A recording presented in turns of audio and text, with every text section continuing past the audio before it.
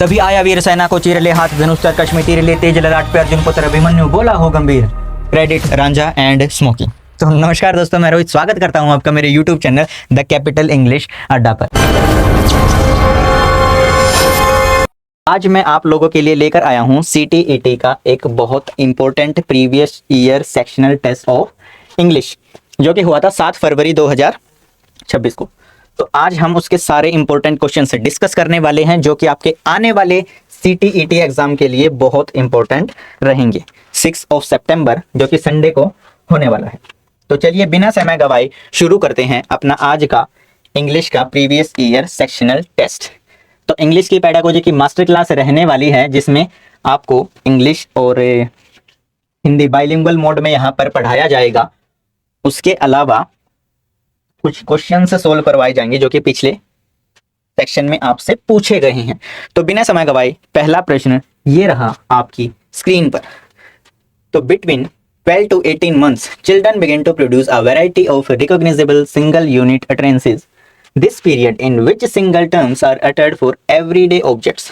बताइए इस स्टेज को आप क्या कहेंगे। और analyse the timeline and utterances. Analyze the timeline and the utterance length before checking the solution. तो आपको प्रॉपर टाइम लेना है इसका आंसर बताने के लिए। तो चलिए बताइए, tell me the answer in comments. Tell me the answer in comments.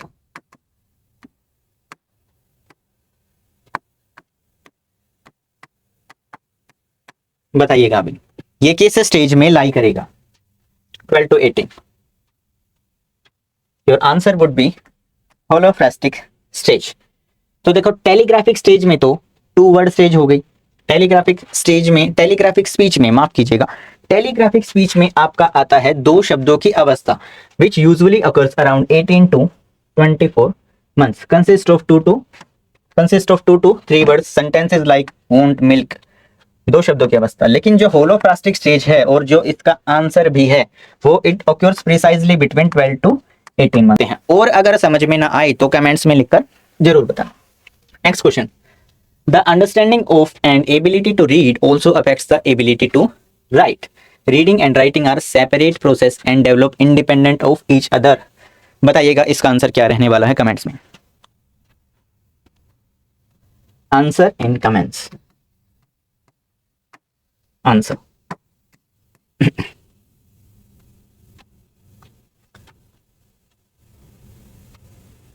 So your correct answer would be statement A is correct and statement B is incorrect। क्योंकि रीडिंग और writing are not separate processes. अगर भाई पढ़ोगे ही नहीं तो लिखा कैसे जाएगा, तो ये तो प्री रिक्विजिट है उसके लिए।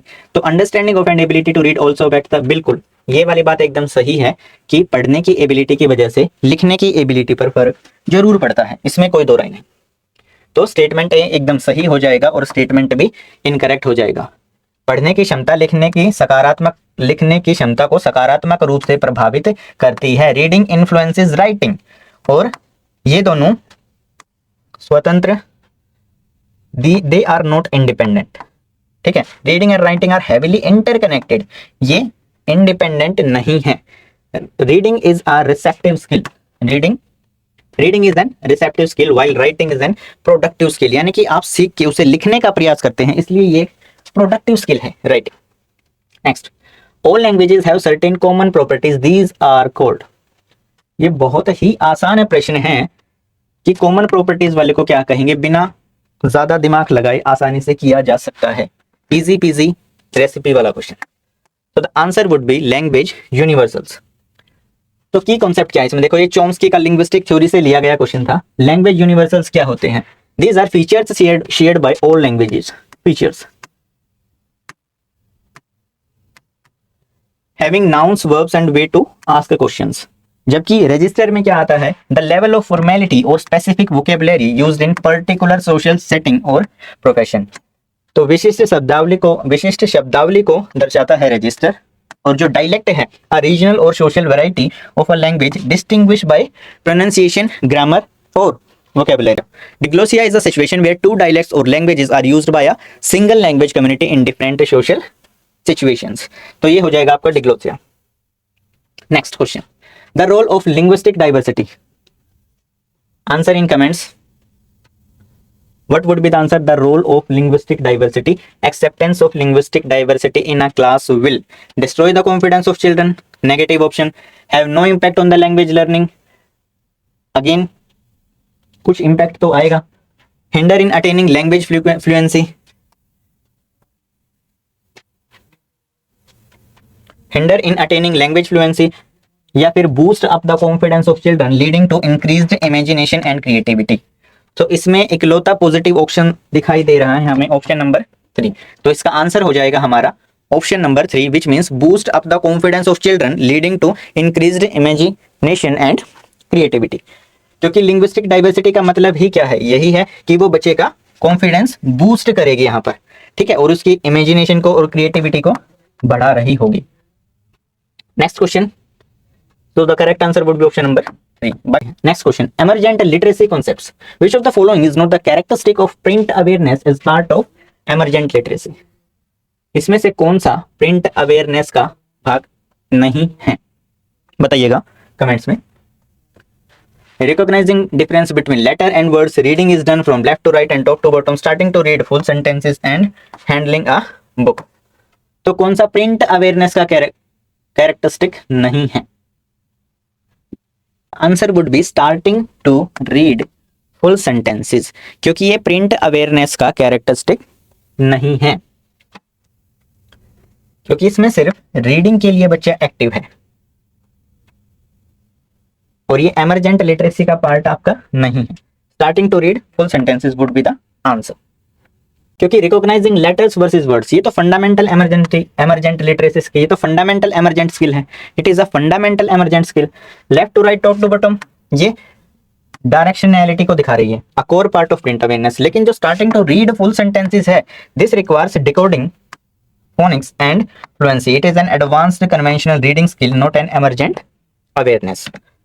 और option number D, handling a book, इसका मतलब knowing right side up and page turning is basic print awareness, ये एक बेसिक प्रिंट अवेयरनेस है यहाँ पर।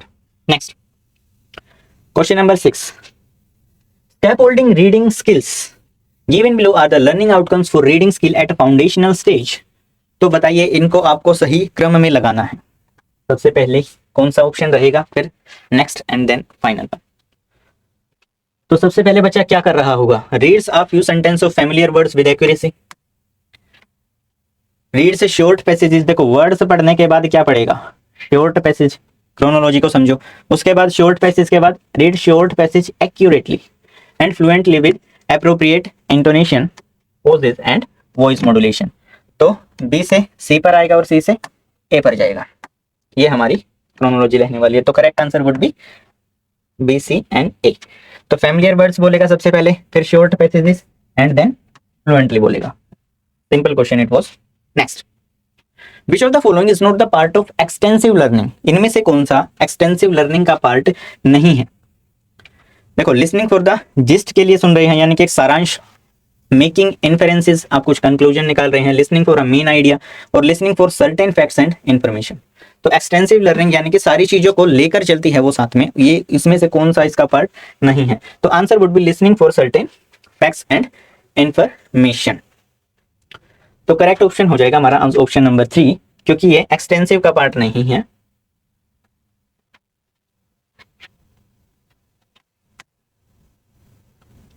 सो our correct answer would be option number 3, which is listening for certain facts. यहां पर certain की बात नहीं हो रही, ठीक है, एक कंप्लीट लर्निंग की बात हो रही है, इसलिए सर्टेन की वजह से ये आंसर हो जाएगा हमारा।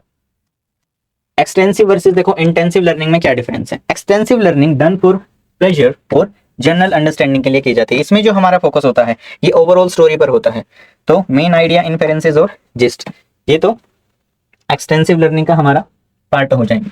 लेकिन जो इंटेंसिव लर्निंग है, it is done for strict academic purpose, focus is on exact details and grammar और specific data, so which includes option number 3. Therefore, listening for certain facts and information belongs to intensive learning, so making it the correct answer for what is not extensive.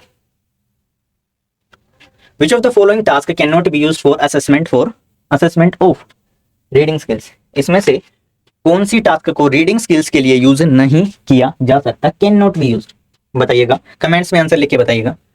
MCQs, picture cued word identification, story telling, read aloud. भाई देखो answer would B story telling session by the teacher, telling session by the teacher. Next, which of the following statement correctly defines running dictation, इनमें से कौन सा option running dictation को परिभाषित करता है। Children work in pairs, a text is divided in half, one child reads their text for the partner which the other child writes, two of them work out the whole text। जबकि बच्चे pairs में काम करते हैं, runner runs to see the text and dictate to the partner writes the text, teacher dictates the words text to the class and students note it, students hear or read different parts of the text then exchange information with others to complete the task। तो बताइए running dictation का सही उदाहरण क्या हो जाएगा यहाँ पर। तो इसका हमारा सही आंसर हो जाएगा children work in pairs, the runner runs to see the text and dictate to the partner. उसके बाद जो उसका पार्टनर है वो टेक्स्ट को लिखता है। It is perfectly defining our question requirement, so it would be the correct answer। Running dictation, one student physically runs to a text on the wall, memorizes the chunk, runs back and dictates it to the writing partner। दौड़कर बढ़कर आना और लिखना, it is running dictation। ये active kinaesthetic learning का part है, सक्रिय गतिज अधिगम। A child is born with innate capacity to acquire language, this idea of language acquisition is supported by। तो इन चारों में से किसने इस आइडिया को सपोर्ट किया था, तो इट वुड बी नो,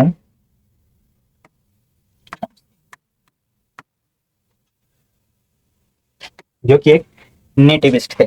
बाकी के जो तीन ऑप्शन है हमारे वो है कॉग्निटिविस्ट जो कि पियाजे थे, सोशल इंटरेक्शनिस्ट जो कि वाइगोस्की थे, ठीक है, जिन्होंने सोशल कम्युनिकेशन कल्चर इंटरेक्शन पर काम किया था।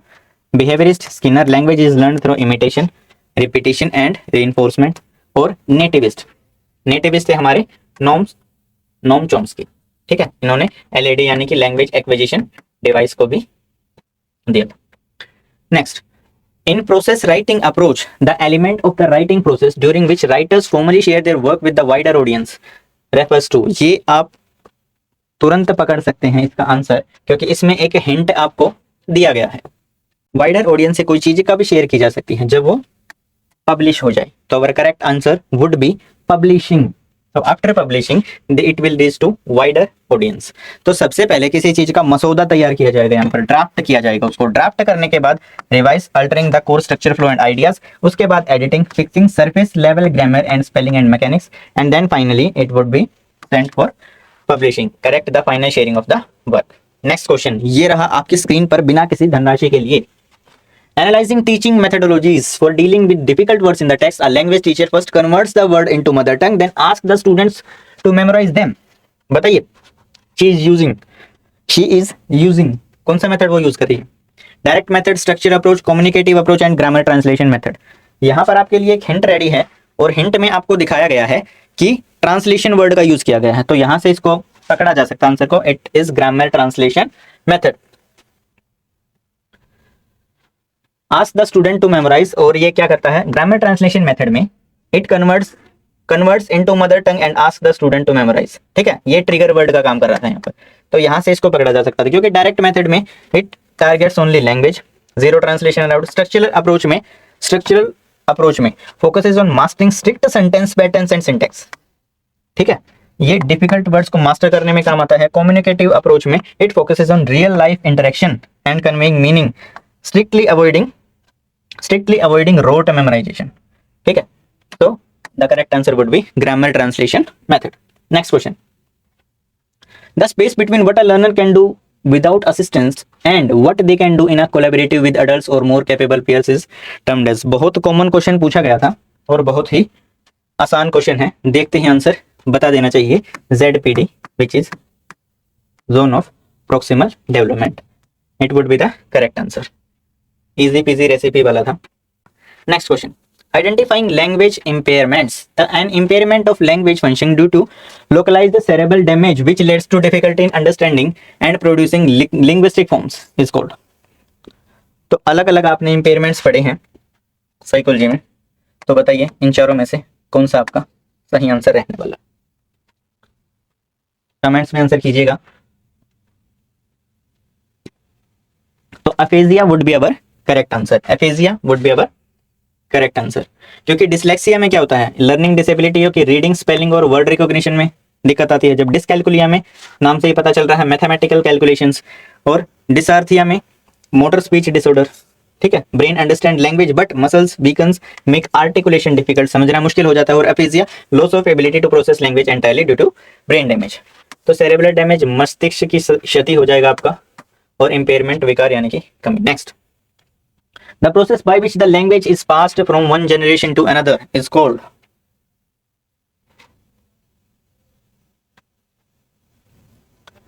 इसमें आपको ज्यादा दिक्कत नहीं होनी चाहिए, ट्रिगर वर्ड इसमें भी मिल जाएगा आपको।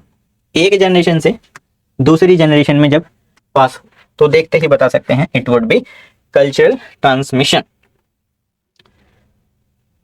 ट्रिगर वर्ड था pass from one generation to another. और लिंग्विस्टिक प्रॉपर्टीज आपको दी गई हैं, प्रोडक्टिविटी, उत्पादकता, आर्बिट्रेरीनेस, मनमानापन और डिस्प्लेसमेंट, विस्थापन।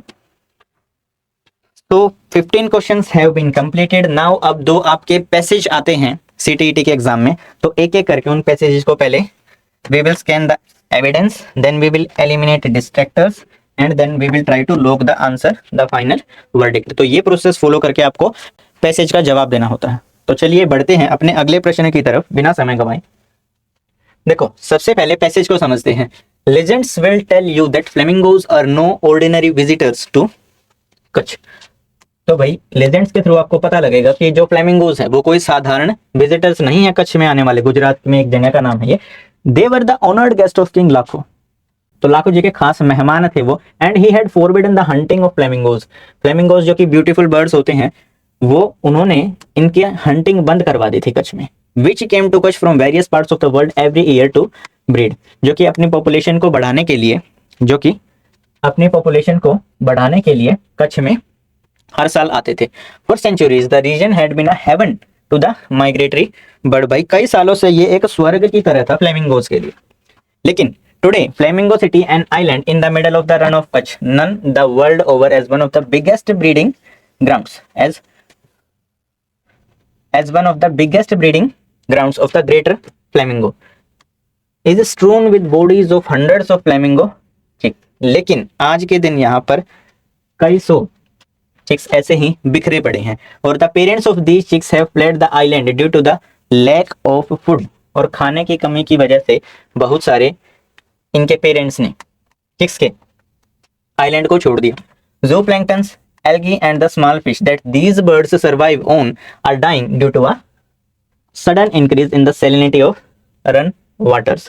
तो कच्छ में जो रन जगह का नाम है, वहां पर ये मरने लग रहे हैं। क्यों? क्योंकि वहां के पानी में सैलिनिटी बहुत ज्यादा बढ़ गई, यानी कि खारापन बढ़ गया है। One can even see dead fish floating. और यहाँ तक कि मरी हुई मछली को भी तैरते हुए देखा जा सकता है। What flamingo need salt. Flamingos need salt encrusted damp mud to build nest. तो फ्लेमिंगोज को क्या चाहिए? Damp area, salt encrusted area, ताकि वो अपना घोंसला बना सकें। The place where they build their nest has to be inaccessible to predatory cats and birds. और जहां पर भी वो घोंसला बनाते हैं वो इनएक्सेसिबल होना चाहिए। किन के लिए?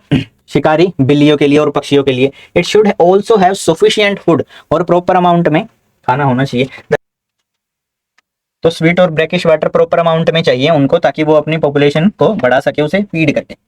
Faced with starvation flamingos have fled the island leaving their chicks to fend for themselves. Till date around 1000 flamingos have died. अब देखो भूख की वजह से कई सौ फ्लेमिंगो मर गए और आइलैंड को छोड़कर चले गए।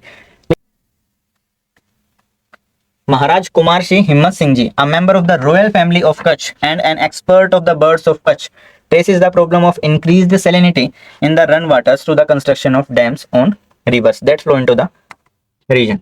अब जो हिम्मत सिंह जी थे, कच्छ की एक रॉयल फैमिली के सदस्य हैं, इन्हें बर्ड्स के बारे में बहुत ज्यादा नॉलेज थी। तो इन्होंने इस प्रॉब्लम को एडमिट किया। डैम के कंस्ट्रक्शन की वजह से खारा पानी बढ़ रहा था। He emphasis that efforts should be made to ensure that at least some water flows into the Rann. तो डैम की वजह से पानी में रुकावट आ रही थी, तो उन्होंने इस चीज पर ध्यान दिया कि पानी का फ्लो जो है रन तक, जो कि कच्छ में एक जगह है गुजरात में, उस पर बना रहे flow.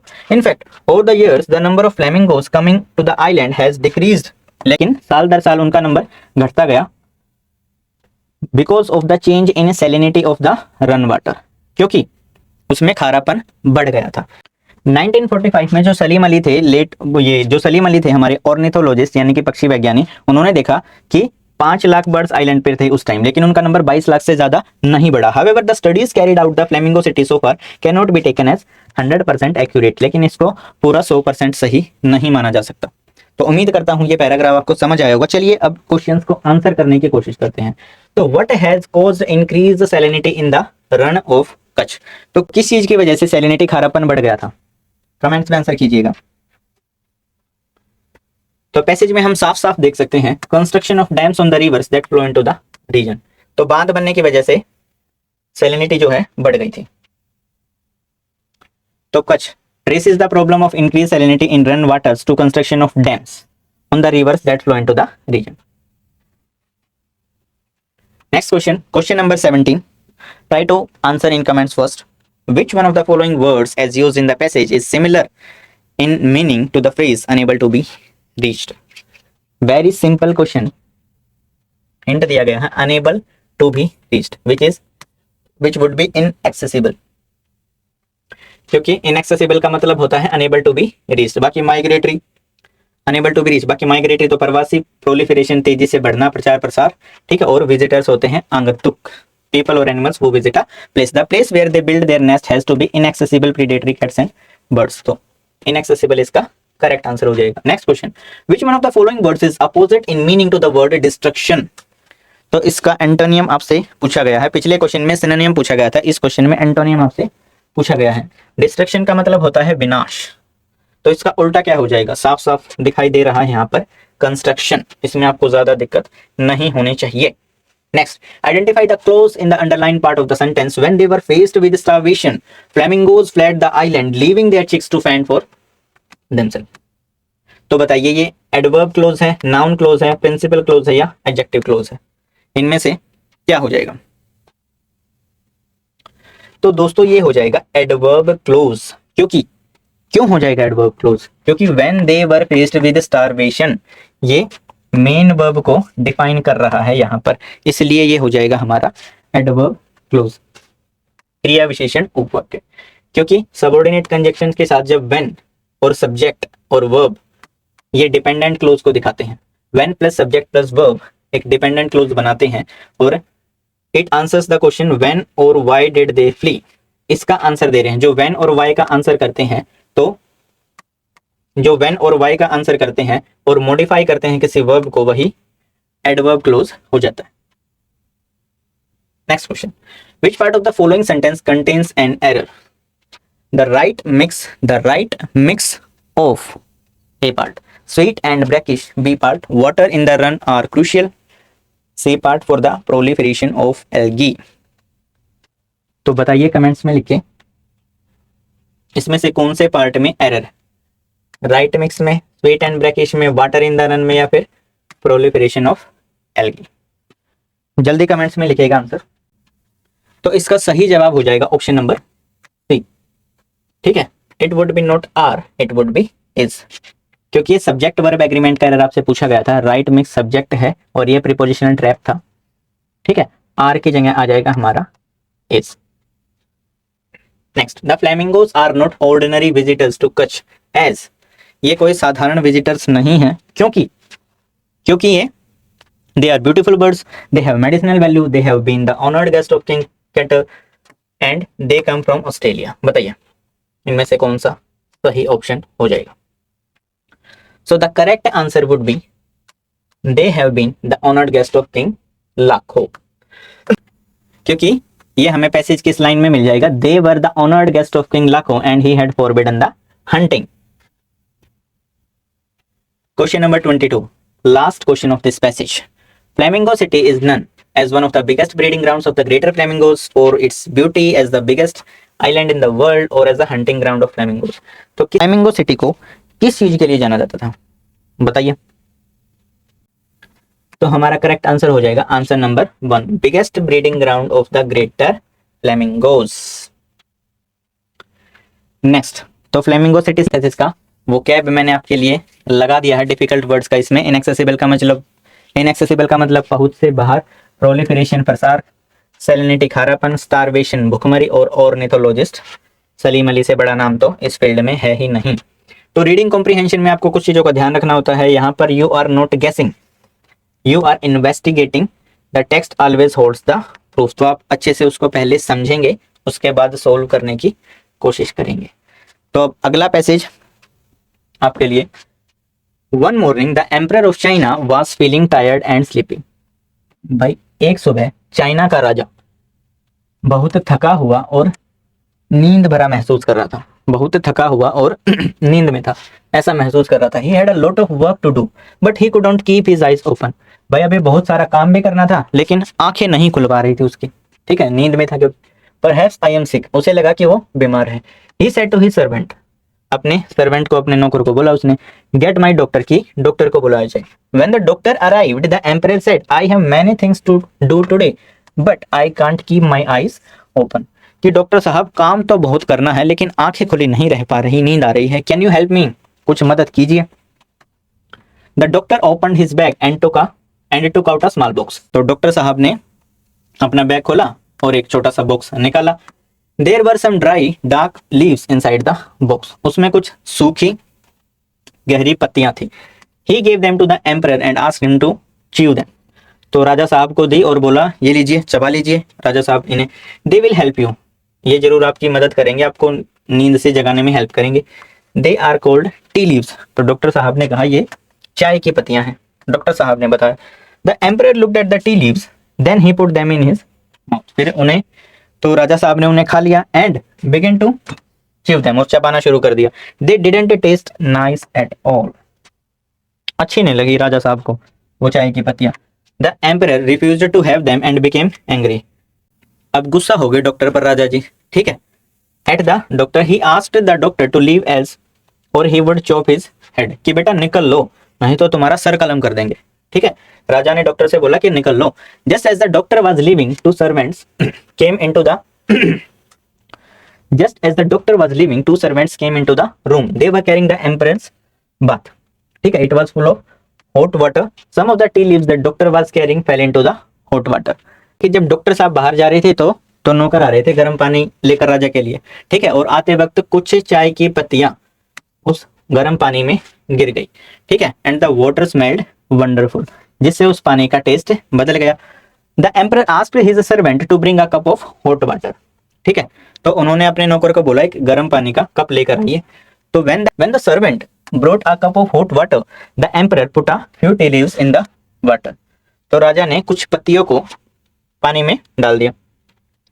It became a beautiful golden colour and smelt flavourful, अब एक गोल्डन कलर आ गया उस पानी का और पानी का फ्लेवर ही बदल गया था यहाँ पर। The emperor tasted the water, there was a big smile on his face, और जब उस पानी को पिया तो राजा बड़े खुश हुए, ठीक है, क्योंकि वो फ्लेवरफुल टेस्ट कर रहा था। Then he drank up all the water, और फिर राजा जी ने सारा पानी पी लिया। A few minutes later he stopped feeling sleepy, और कुछ देर बाद उनको नींद आनी भी बंद हो गई, ठीक है। ही वॉज फुली अवेक, अब वो पूरी तरीके से जाग रहे थे। And felt youthful and strong again, ठीक है। तो अब वो नींद से भी जाग गए और अपने आप को स्ट्रॉन्ग महसूस कर रहे थे, यूथफुल महसूस कर रहे थे, ठीक है। The emperor smiled at the doctor and praised him for his cleverness, तो अब डॉक्टर को शाबाशी दी उन्होंने, ठीक है, उनकी चतुराई के लिए, ही उनकी क्लेवरनेस के लिए। He ordered his servant to give him a cup of that, ठीक है, that wonderful drink every morning, तो उन्होंने अपने नौकरों को बोला कि डेली उन्हें यही पीना है, ठीक है, क्योंकि उन्हें वो बहुत अच्छा लगा। Since that day people have grown T in China, और तब से चाइना में चाय की पत्तियों को उगाने की शुरुआत हुई, चाय उगाने की शुरुआत हुई। India and in other parts of the world, ठीक है, चाइना में भी, इंडिया में भी, और पूरे विश्व के बाकी हिस्सों में भी तभी से चाय को उगाने की शुरुआत हुई। तो आइए अब कुछ प्रश्नों को देख लेते हैं। Question number 23, test our ability to evaluate narrative statements. तो बताइए which of the following statements और which of the following options given below is correct. As he was leaving the emperor's room, the doctor dropped some tea leaves into the emperor's bath water on purpose. या the emperor tasted the hot T water and sooner he started feeling sleepy. बताइए कौन सा option correct option हो जाएगा। तो इस सवाल का सही जवाब हो जाएगा both A and B are incorrect, क्योंकि as he was leaving the empress room doctor dropped on purpose नहीं, उन्होंने पतियों को ऑन पर्पज नहीं डाला था, वो गिर गई थी। वैसे ही देखो ऑन पर्पज उन्होंने नहीं डाला था, felt into the water, the doctor did not do it on purpose, बल्कि वो एक्सीडेंटली गिर गई थी। ऑन पर्पज नहीं डाला था, वो एक्सीडेंटली गिर गई थी। ऑप्शन बी इज इनकरेक्ट, क्योंकि passage states that after drinking he stopped feeling CP. भाई चाय की पत्तियां पीने से नींद थोड़ी ना आएगी, तो वो तो फुल्ली अवेक फील कर रहे थे। ठीक है,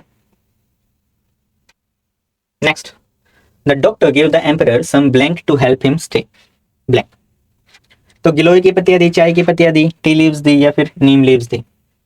तो सिंपल सा आंसर हो जाएगा टी लीव्स दी, ताकि वो जगे हुए रह सके, ताकि वो जगे हुए रह सके, उन्हें टी लीव्स दी गई थी, टी लीव्स। नेक्स्ट,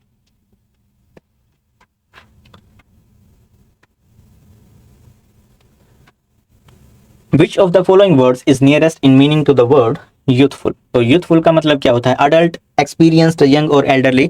इसमें आपको बिल्कुल भी दिक्कत नहीं आनी चाहिए। करेक्ट वर्ड, करेक्ट आंसर, बिल्कुल भी दिक्कत नहीं आनी चाहिए। Correct answer would be young, युवा। एक्सपीरियंस्ड, एल्डरली के मीनिंग भी आपको इसमें दिए गए। Which one of the following word is opposite in meaning to the word flavourful. तो फ्लेवरफुल का अपोजिट आपको बताना है, यानी कि जो कोई चीज स्वाद है उसका अपोजिट क्या हो जाएगा। जो कोई चीज स्वाद है उसका अपोजिट क्या हो जाएगा, उसका अपोजिट हो जाएगा ब्लेंड, यानी कि बेस्वाद। फ्लेवरफुल तो होती है जिस चीज में टेस्ट हो, लेकिन ब्लेंड हो जाएगी बेस्वाद। ठीक है, फीका, ब्लेंड, ब्लेंड हो जाएगा फीका, स्वादहीन। Next, when a few minutes had passed he stopped feeling sleepy. तो ये एडजेक्टिव क्लोज है, नाउन क्लोज है, प्रिंसिपल क्लोज है या एडवर्ब क्लोज है, कमेंट्स में लिखिएगा। इसका करेक्ट आंसर हो जाएगा हमारा एडवर्ब क्लोज, क्योंकि वर्ब की सेवा करने वाले को एडवर्ब कहते हैं। When a few minutes had passed he stopped, तो यहां पर a clause that acts an adverb to modify a verb, adjective और अनदर एडवर्ब, उसको एडवर्ब क्लोज कहते हैं। Next,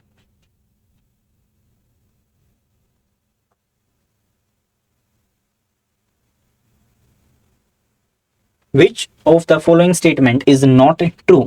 Emperor tasted the water. There was a smile on his face. After drinking, he started feeling weak and lifeless. When the servant brought the cup of hot water, the emperor put some tea leaves into it. बताइए कौन सी statement सही नहीं है। भाई after drinking it he started feeling weak and lifeless, ऐसा तो नहीं था। ठीक है, उन्हें तो अच्छा फील हुआ था, तो नॉट ट्रू पूछा था। नॉट ट्रू के लिए आंसर हो जाएगा ऑप्शन नंबर 3। तो वीक उन्हें नहीं फील हुआ था, क्योंकि after drinking it he started feeling weak and lifeless गलत हो जाएगा यहाँ पर। और फील, क्योंकि उन्हें तो एनर्जेटिक फील हुआ था और उनकी नींद भी भाग गई थी। Next, why did the emperor call the doctor one morning. तो एम्परर ने डॉक्टर को क्यों बुलाया था एक सुबह। इसलिए बुलाया था क्योंकि राजा साहब was feeling tired and sleepy, इसलिए उन्होंने डॉक्टर को बुलाया था। तो he was feeling tired and sleepy. Next and the last question, the emperor was angry because. राजा साहब गुस्सा क्यों हो गए थे, क्योंकि he couldn't chew the tea leaves were not tasty, the doctor gave him something that was inedible, the tea leaves were covered with mud flow. बताइए वो गुस्सा इसलिए हो गए थे क्योंकि चाय की पत्तियां टेस्टी नहीं थी, इसलिए राजा साहब गुस्सा हो गए थे। तो correct answer would B answer number 2। तो उम्मीद करता हूं ये क्वेश्चंस आपको समझ आए होंगे। रीडिंग कॉम्प्रिहेंशन में आपको इन चीजों का ध्यान रखना होता है। Always anchor in evidence, never rely on outside knowledge, first rule. And context dictates meaning. Vocabulary words like flavourful and youthful, जैसे कि क्वेश्चन नंबर 25 26 में दिखाया गया था। हमेशा ग्रामेटिकल जॉब को पहचाने, ठीक है, टू आइडेंटिफाई क्लोज, जैसे कि क्वेश्चन 7 में दिखाया गया था कि क्या फंक्शन कर रहा है उस फ्रेज में। अगर ये व्हेन, वेयर और हाउ का आंसर दे रहा था तो वो एडवर्ब हो गया था वहां पर। और पावर ऑफ एलिमिनेशन तो हमेशा ही रहती है हमारे पास। ठीक है, it rigorously proving why 3 options are wrong. ठीक है, पावर ऑफ एलिमिनेशन हमें बताती है कि क्यों 3 ऑप्शन गलत है और is the only way to guarantee the remaining option is right. तो कीप प्रैक्टिसिंग। तो अगर आप चाहते हैं कि दूसरे पेपर का भी प्रीवियस ईयर इंग्लिश का सेक्शनल टेस्ट में लेकर आऊं तो कमेंट्स में जरूर बताइएगा। बहुत बहुत धन्यवाद, मिलते हैं अगले वीडियो में।